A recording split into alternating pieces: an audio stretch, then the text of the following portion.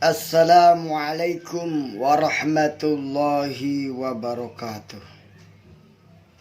Alhamdulillahi rabbil alamin wa bihi nasta'inu ala umuri dunya waddin.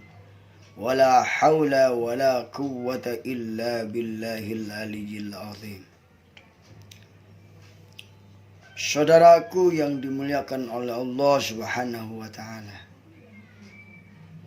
marilah kita bersyukur kepada Allah Subhanahu wa ta'ala atas limpahan rahmat dan kasih sayangnya kepada kita, sehingga kita masih diberi kesehatan, diberi umur panjang, dan diberi kesempatan untuk senantiasa mengabdi dan beribadah kepadanya. Salawat serta salam semoga dilimpahkan kepada junjungan kita Nabi besar Muhammad sallallahu alaihi wasallam. Allah berfirman di dalam Al-Quran yang berbunyi, A'udzu billahi minasyaitonir rajim. Bismillahirrahmanirrahim. Wa ma khalaqtul jinna wal insa illa liya'budun. Tidaklah aku ciptakan jin dan manusia kecuali untuk beribadah kepada Allah Subhanahu wa ta'ala. Beribadah kepada Allah Subhanahu wa ta'ala ini adalah perintah dari Allah kepada kita sebagai seorang muslim, seorang mukmin dalam kehidupan dunia ini.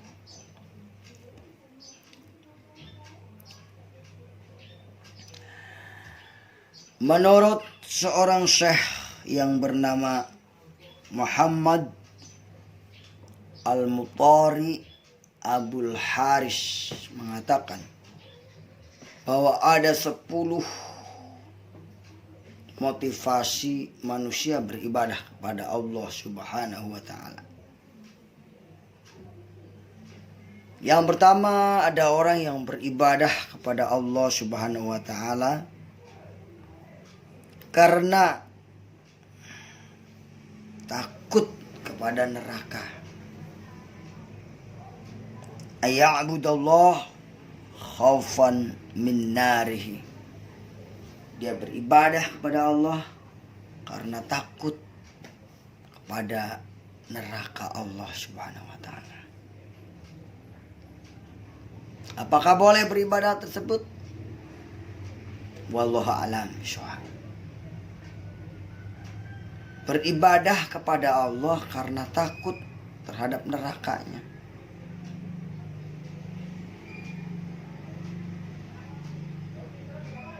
Nah, ini saudaraku yang dimuliakan oleh Allah Subhanahu wa ta'ala. Inilah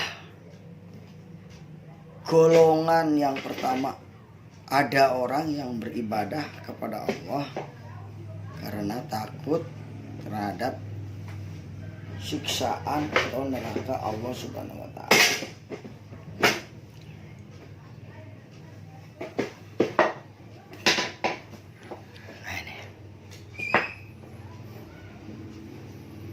Yang kedua, orang yang beribadah kepada Allah karena mendambakan surganya, karena ingin mendapatkan surga, jadi dia beribadah. Ibadahnya karena ingin dapat surga. Boleh tidak? Nah, wallahu a'lam ya. Beribadah kepada Allah tapi hanya mengharapkan surga Allah Subhanahu wa ta'ala. Aya'budallah tama'an fi jannati. Beribadah kepada Allah karena mengharap masuk surga. Ini yang kedua. Golongan yang ketiga yaitu orang yang beribadah kepada Allah karena cinta kepadanya. Ya'budallah mahabbatullahu. Dia beribadah kepada Allah karena cinta kepada Allah. Boleh tidak? Insya Allah boleh. Yang selanjutnya yaitu golongan yang keempat, di mana orang beribadah kepada Allah Subhanahu wa taala karena mengagungkan Allah. Ya'budullah ta'dziman lahu. Ini yang keempat, karena mengagungkan Allah Subhanahu wa taala. Yang kelima, ayyabudullah talaban limaghfiratihi, beribadah kepada Allah karena mengharap ampunannya. Yang keenam, beribadah kepada Allah karena syukur atas nikmatnya. Ya'budullah syukron di ni'amihi. Yang ketujuh, orang beribadah kepada Allah karena dia telah menciptakannya untuk menyembahnya. Karena tujuan Allah menciptakan kita ya untuk beribadah kepadanya, makanya saya beribadah seperti itu.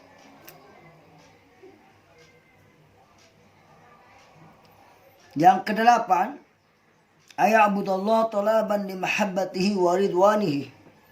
Ada orang yang beribadah kepada Allah karena mencari cinta dan ridha Allah Subhanahu wa taala.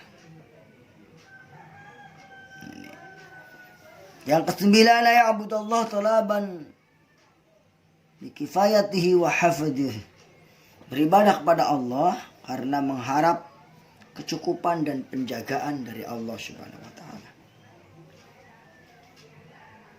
Yang kesembilan, yang kesepuluh, ya'budullah talaban lirahmati fid dunya wal akhirah. Beribadah kepada Allah karena mencari rahmat di dunia dan di akhirat. Surat Ad-Dariyat ayat 53 yaitu wa ma khalaqtul jinna wal insa illa liya'budun. Aku tidak ciptakan jin dan manusia kecuali untuk beribadah kepada Allah Subhanahu wa taala. Surat Ad-Dariyat ayat 53, surat 56 atau 5653. Wa ma khalaqtul jinna wal insa illa liya'budun. Aku tidak ciptakan jin dan manusia kecuali untuk beribadah kepada Allah Subhanahu wa taala. Apa yang dinamakan ibadah adalah sesuatu yang kita lakukan, perintah Allah, yang kita lakukan dengan ikhlas, kita jalani dengan ridho karena Allah, dan Allah ridho terhadap perbuatan kita, itulah yang disebut ibadah.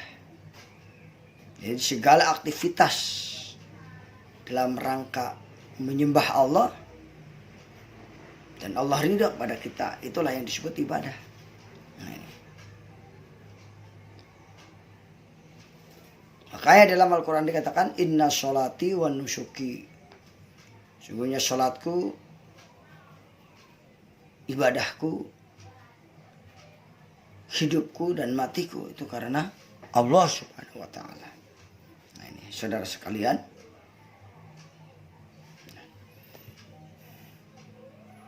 beribadah kepada Allah Subhanahu wa taala merupakan kewajiban kita sebagai seorang muslim.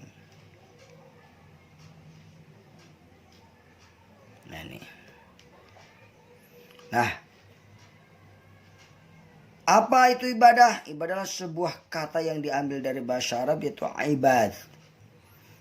Dalam arti bahasa sebagaimana terdapat dalam Kamus Besar Bahasa Indonesia, memiliki arti perbuatan atau pernyataan bakti kepada Allah atau Tuhan yang didasarkan oleh peraturan agama. Nah, ini pengertian ibadah kita kepada Allah Subhanahu wa taala. Ibadatun, ya. Ibadah dalam Islam Pengertian ibadah di dalam Islam adalah taat kepada Allah dengan melaksanakan perintah. Perintahnya melalui lisan para rasul. Nah, ini. Ya. Ibadah juga diartikan merendahkan diri kepada Allah Subhanahu wa taala, yaitu tunduk yang paling tinggi serta setia kepada Allah Subhanahu wa taala. Dengan kata lain, pada definisi pertama, ibadah adalah sebutan yang mencakup seluruh apa yang dicintai Allah dan diridhoi Allah Subhanahu wa taala, baik ucapan maupun perbuatan, yang zahir maupun yang batin. Nah, inilah definisi ibadah yang paling lengkap. Nah, ini. Ibadah secara hati, secara lisan, dan anggota tubuh kita. Nah, ini. Allah berfirman di dalam surat Ad-Dariyat surat 53 ayat 56 sampai 58. Wa ma khalaqtul jinna wal insa illa liya'budun. Ma uridu minhum min rizqin wa ma uridu ayut'imun. Innallaha huwar razzaq dzul quwwatil matin.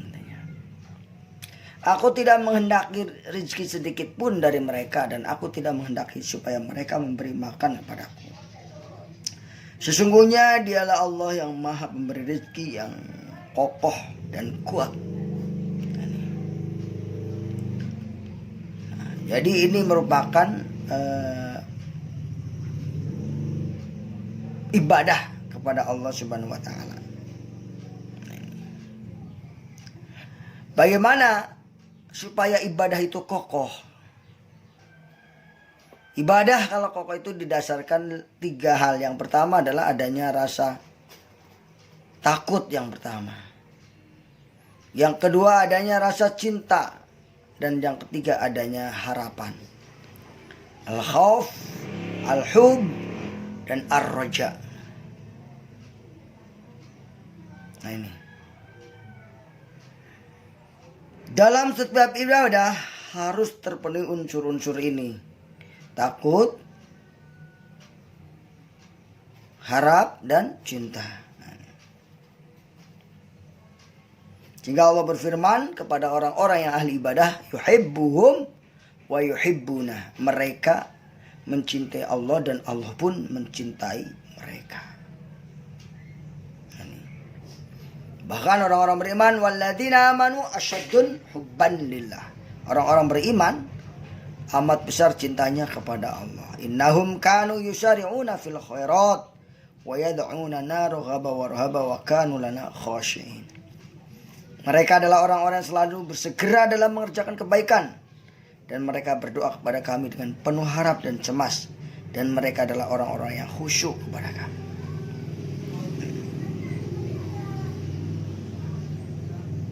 Nah, barang siapa yang beribadah atas dasar cinta saja, maka tidak sempurna.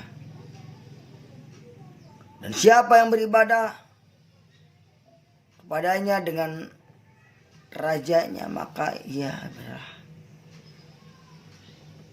Siapa yang beribadah hanya dengan takut, maka ibadahnya pun tidak sempurna.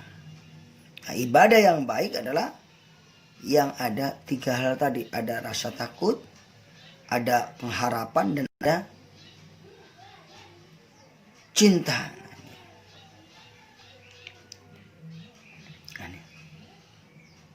Nah, saudaraku yang dimuliakan oleh Allah Subhanahu wa taala, apa syarat diterimanya ibadah kita? Barang siapa yang beramal tanpa ilmu, maka amalnya ditolak. Maka syarat yang pertama adalah kita memiliki ilmu, pengetahuan tentang apa yang kita lakukan. Yang kedua adalah ikhlas. Ikhlas semata-mata dari Allah Subhanahu wa taala. Yang ketiga adalah ittiba'ur rasul, mengikuti Rasulullah, tuntunan Rasulullah. Nah, ini syarat pertama, ilmu itu sebagaimana perintah Rasulullah, itu utlubul ilma. Nah, itu konsekuensi kalau kita tidak mau mempunyai ilmu, bodoh terhadap amal ibadah kita, ya tidak diterima sholatnya. Nah, ini.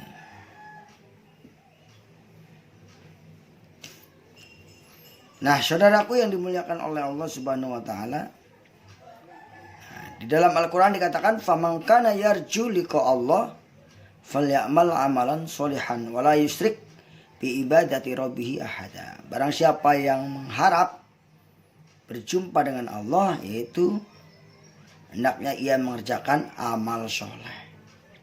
Amal soleh itu punya harapan kepada Allah, dan jangan mempersekutukan sesuatu pun dalam beribadah kepada Allah. Jadi kita tidak boleh beribadah tapi bukan karena Allah, tapi beribadahlah karena Allah.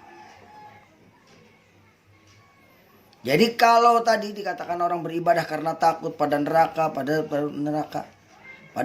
pada ingin dapat surga, nah, ya sebaiknya itu adalah tingkatan pertama mungkin.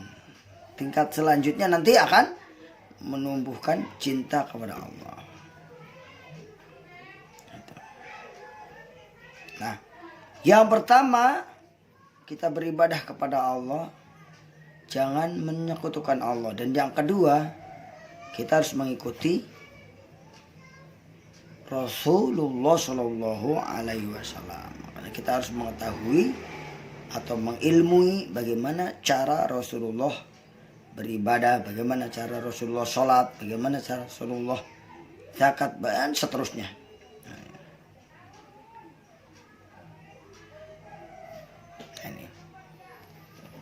Jika ibadah kita tidak ikhlas, maka ibadah pun ditolak. Nah, ini makanya harus ikhlas, harus mengikuti, dan harus dibarengi dengan ilmu pengetahuan. Nah, ini. Jadi kita tidak boleh membuat tata cara ibadah sendiri dari dirinya, berarti telah menambahkan ajaran agama Islam. Jadi tata cara ibadah itu sudah ada contohnya dari Rasulullah SAW. Kita tinggal pelajarinya.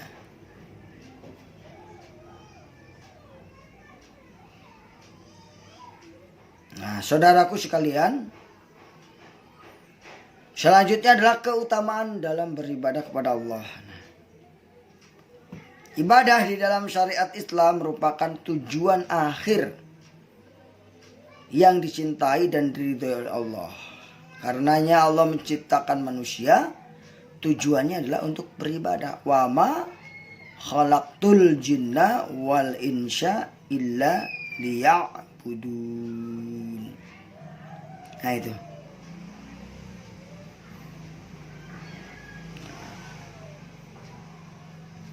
Nah, di dalam agama Islam, ibadah itu tidak untuk mempersulit atau mempersempit manusia, tetapi ibadah itu disyariatkan untuk berbagai hikmah yang agung, bahkan mengandung maslahah, kemudahan, kelancaran hidup bagi manusia. Kemaslahatan besar yang tidak dapat dihitung jumlahnya itu ada daripada ibadah kita kepada Allah Subhanahu wa taala. Salah satu fungsi daripada ibadah itu sendiri adalah mensucikan jiwa kita, mengampuni atau menghapus dosa-dosa kita kalau kita ibadah ikhlas karena Allah. Bahkan bisa meningkatkan derajat manusia.